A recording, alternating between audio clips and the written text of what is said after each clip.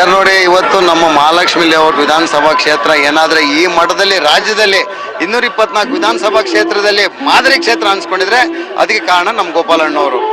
ಅವರು ಇಷ್ಟೇ ಅಜೆಂಡಾ ಅವ್ರದ್ದು. ಮಹಾಲಕ್ಷ್ಮಿ ಲೇಔಟ್ ಅನ್ನೋದು ಅವ್ರ ಮನೆ ಇದ್ದಂಗೆ. ಅಲ್ಲಿರುವಂಥವ್ರೆಲ್ಲ ಏನು ಜನ ಇದ್ದಾರೆ, ನಮ್ಮ ಪಕ್ಷದ ಕಾರ್ಯಕರ್ತರು ಇರ್ಬೋದು ಅಥವಾ ಸಾರ್ವಜನಿಕರು ಇರ್ಬೋದು, ಅವ್ರ ಕುಟುಂಬದ ಸದಸ್ಯರಿದ್ದಂಗೆ ಆ ರೀತಿ ಮೇಂಟೈನ್ ಮಾಡ್ಕೊಂಡ್ ಬಂದಿದ್ದಾರೆ. ಮೂಲಭೂತ ಸೌಕರ್ಯಕ್ಕೆ ಅವರು ಫಸ್ಟ್ ಪ್ರಯಾರಿಟಿ ಕೊಟ್ಟಿದೆ ಮೂಲಭೂತ ಸೌಕರ್ಯಕ್ಕೆ. ಇಲ್ಲಿರುವ ನೆಲ, ಜಲ, ಭಾಷೆ, ಸಂಸ್ಕೃತಿಗೂ ಅವರು ಹೆಚ್ಚಿನ ಒತ್ತನ್ನು ಕೊಟ್ಬಿಟ್ಟು ಪ್ರತಿಯೊಬ್ಬರ ಕಷ್ಟ ಸುಖದಲ್ಲಿ ಇವತ್ತೇನು ಅವ್ರು ಭಾಗಿಯಾಗಿದ್ದಾರೆ. ಅದೇ ಇವತ್ತು ಜನ ಇಲ್ಲಿ ತುಂಬಿ ತುಳುಕುದು. ಸಾಗರಾಪೋದಿಯಲ್ಲಿ ಏನು ಇವತ್ತು ಸಾವಿರಾರು ಜನ ಬಂದಿದ್ದಾರೆ ಬೆಳಗ್ಗೆಯಿಂದ. ಅವ್ರ ಹತ್ರ ಅವ್ರಿಗೆ ವಿಶ್ ಮಾಡಬೇಕು, ಅವ್ರಿಗೆ ಹಾರೈಸಬೇಕು, ಅವರಿಗೆ ದೇವ್ರು ಮತ್ತಷ್ಟು ಶಕ್ತಿ ಕೊಡಬೇಕು. ಮುಂದಿನ ದಿನಗಳಲ್ಲಿ ಅವರು ಇನ್ನೂ ಹೆಚ್ಚಿನ ಅಭಿವೃದ್ಧಿ ಈ ರಾಜ್ಯದಲ್ಲಿ ಮಾಡಬೇಕು ಅನ್ನೋ ದೃಷ್ಟಿಯಿಂದ ಇವತ್ತೆಲ್ಲ ನಮ್ಮ ಸಾರ್ವಜನಿಕರು ಬಂದಿದ್ದಾರೆ. ಇವತ್ತು ಬೆಳಗ್ಗೆ 6 ಗಂಟೆಯಿಂದನೇ ಇಲ್ಲಿ ಜನ ತುಂಬಿ ತುಳ್ಕಾಡ್ತಿದ್ರು. ನಾವೆಲ್ಲ ಅವರ ಹಿತೈಷಿಗಳಾಗಿ, ಅವರು ನಮಗೆ ಮಾರ್ಗದರ್ಶಕರು, ಅವ್ರ ಜೊತೆಲಿ ನಾವು ಕೆಲಸ ಮಾಡ್ತಿದ್ವಿ. ಯುವ ಶಕ್ತಿಯನ್ನು ಬೆಳೆಸ್ತಾ ಇದ್ದಾರೆ. ನಮ್ಮ ಕ್ಷೇತ್ರದಲ್ಲಿ ಎಲ್ಲ ರೀತಿ ಯಾವುದೂ ಇಲ್ಲ ಅಂತಲ್ಲ, ಅಷ್ಟು ಚೆನ್ನಾಗಿ ಅವ್ರು ನೋಡ್ಕೊಳ್ತಾ ಇದ್ದಾರೆ.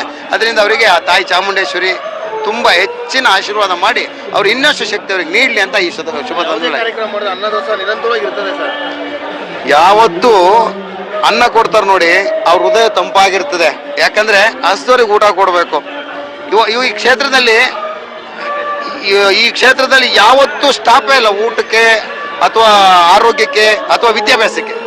ಬರೀ ಊಟ ಅಂತಲ್ಲ, ಆರೋಗ್ಯದ ಬಗ್ಗೆ ಹೆಚ್ಚಿನ ಕಾಳಜಿ, ಕ್ಯಾಂಪ್ಗಳ ಮುಖಾಂತರ ವಿದ್ಯಾಭ್ಯಾಸ. ಏನು ಗೌರ್ಮೆಂಟ್ ಶಾಲೆಗಳಿದಾವಲ್ಲ, ಅವ್ರು ದೊಡ್ಡ ಹೈಟೆಕ್ ಪ್ರೈವೇಟ್ ಶಾಲೆಗಿಂತ ಚೆನ್ನಾಗಿ ಮಾಡಿದ್ದಾರೆ. ಆರೋಗ್ಯ, ವಿದ್ಯೆ ಜೊತೆಗೆ ಅನ್ನ, ಇವು ಮೂರಕ್ಕೂ ಅವ್ರು ಒತ್ತು ಕೊಟ್ಟಿದ್ದಾರೆ. ಅದರಿಂದ ನಾವು ಅವ್ರ ಅಭಿಮಾನಿಗಳಾಗಿ ನಾವು ಕೆಲಸ ಮಾಡ್ತೀವಿ.